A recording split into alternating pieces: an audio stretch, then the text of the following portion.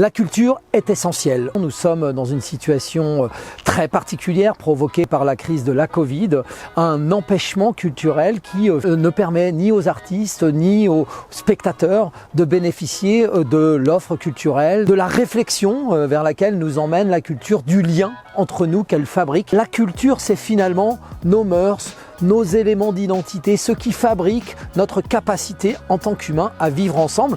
Nous avons besoin des artistes, de l'action culturelle, de toutes les structures de culture. Il faut pouvoir les réouvrir. Nous devons prendre soin les uns des autres et il est nécessaire d'être prudent. Pour autant, nous croyons possible d'ouvrir de nouveau ces lieux de culture en imaginant des gestes barrières complémentaires, en ayant des règles sanitaires extrêmement strictes. C'est ce que tente la région Nouvelle-Aquitaine, par exemple, en testant de nouveaux protocoles pour que la culture puisse exister. Alors ce samedi 13, nous ouvrirons le débat sur le sujet de la culture dans ce contexte-là, pour parler des droits culturels dans cette campagne des élections régionales et dans la perspective d'un nouveau projet politique pour la culture.